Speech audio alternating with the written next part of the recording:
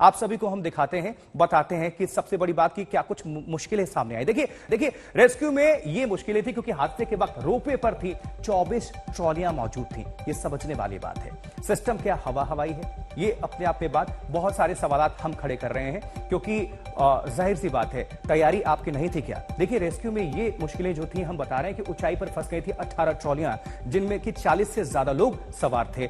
और चूंकि रामनवमी का मौका था, ऐसे में लोग पर्यटक के तौर पर भी वहां पर पहुंचते हैं, त्रिकुट पहाड़ी पर आस्था लिए पहुंचते हैं, दर्शन करने के लिए पहुंचते हैं, लेकिन वो फंस गए, उनकी जिंदगी। और देखिए दोनों तरफ खड़ी चट्टानों के बीच फंसी थी ट्रॉलियां। लगभग 1500 फीट की ऊंचाई पर वो लोग मौजूद थे। आप अंदाजा लगा सकते हैं क्योंकि एनडीआरएफ, वायुसेना, आईटीबीपी सभी लोग मिलकर इस रेस्क्यू ऑपरेशन को अंजाम दे रहे थे। फिर भी 3 लोगों को नहीं बचाया गया। हालांकि 40 से ज्यादा जिंदगियां अपने घर में महफूज हैं, सुरक्षित हैं। कुछ अस्पताल में अभी उनका उपचार चल रहा है। देखिए नीचे गहरी खाई की वजह से यह बड़ा खतरा सामने आया था, जो कि हमने देखा भी कि हेलीकॉप्टर्स के थ्रू भी जब ऑपरेशन को अंजाम दिया जा रहा था, तब भी मुश्किलों का सामना करना पड़ा था। लिहाजा एक शख्स गिरते हुए भी, उसका वीडियो भी वायरल हुआ था, आपको हमने दिखाया भी था। रेस्क्यू के लिए ट्रॉलियों को ऊपर रुके रहना जरूरी है और स्थिर बैलेंस होकर रहना जरूरी था।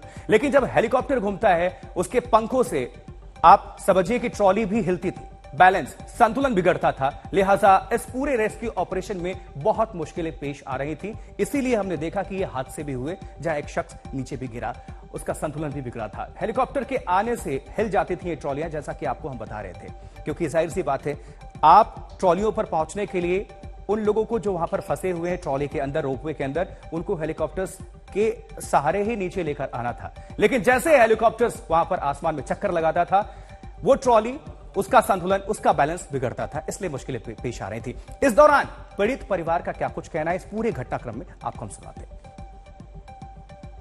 सर्वाइवर हमारे साथ हैं, इनसे सीधे हम बातचीत करते। सर क्या नाम हुआ आपका? विनय कुमार दास। कहाँ से आए हैं? हरिश्चंद्रपुर, मालदा डिस्ट्रिक्ट मालदा। तो क्या हुआ था उस दिन एग्जैक्टली? आप लोग रामनवमी पे यहाँ घूमने आए थे? नहीं, हम लोग जा रहे थे गया। हाँ। तो बोले थे कुछ धाम से घूम के जाएंगे। हाँ हाँ है हाँ। धाम के पूजा देता है। हाँ हाँ। दे करके तब गंगा में, ये गया में जाते। हाँ। वहाँ पर हमारा माई का पिंडी देने के जाते। अच्छा ठीक है। हम लोग जितना भी है, हाँ। सब माई के बाप के पिंडी देने के। तो आप अकेले थे उसमें कि और भी कोई लोग? नहीं, हम लोग, मेरा फैमिली था। आप लोग भी थे? हाँ, मेरा क्या? अच्छा सुनिए ना, आप लोग थे? आप थे? हाँ, हम भी थे। आप? हाँ, वो थे। आप भी थे? हम भी ठीक है, 1 मिनट, हम आपसे भी बात करें। हुआ क्या था एग्जैक्टली उस दिन जो आप लोग रोपवे में टिकट कटाए? टिकट कटाए। कितना आदमी? हम लोग, हमारा बैच में था 7 आदमी। 7 आदमी, ठीक है। हाँ। तो टिकट कटा के ऊपर में गए। हाँ। ऊपर में थोड़ा सा घूम करके, हाँ। तब हम लोग जब निकल रहे थे, मतलब नीचे आ रहे थे? हाँ, नीचे आ रहे थे। हाँ हाँ। तब क्या जो हुआ पता नहीं, वो उलट पलट करके हिलने लगा पूरा? हिलने लगे। इधर धक्का लगता है, उधर धक्का लगा सब।